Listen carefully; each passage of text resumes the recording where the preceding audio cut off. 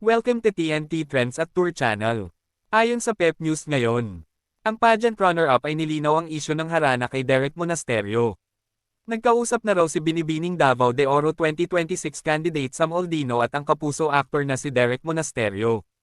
Kamakailan ay nag-viral ang video kung saan hinarana ni Derek ang mga kandidata ng Regional Pageant noong March 7, 2026. Sa video na kumalat, kinakanta ni Derek ang "Photography" ni Ed Sheeran habang isa-isang nilapitan ang mga kandidata. Nang nilapitan niya si Sam, na kinatawan ng maragusan, niyakap ni Derek ang dalaga mula sa likuran.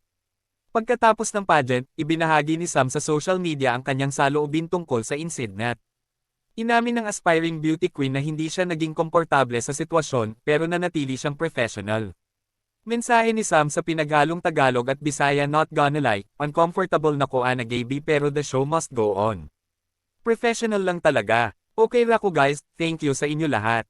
Kahapon, March 9, muling naglabas ng pahayag si Sam sa pamamagitan ng Facebook. Napansin daw kasi niyang may mainit na balitaktakan tungkol sa pagharana sa kanila ni Derek noong Coronation Night.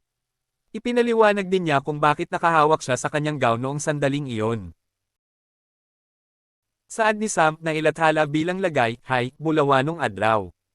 Nabalitaan ko na may mga talakayan online tungkol sa nangyari noong gabi ng koronasyon ng kami ay harenahin ng kapuso aktor na si Mr. Monasterio. Para sa mga hindi nakakaalam, ang aking gown ay umaasa lamang sa mismong istruktura ng damit bilang suporta. Walang karagdagang patong o suporta sa ilalim na nagsesecure sa itaas.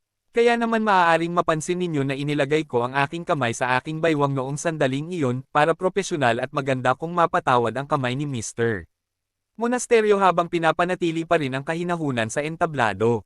Please don't forget to subscribe TNT Trends and Tour channel, click the notification bell to notify you in our next video, and please like and share at comment down below. Thank you for watching.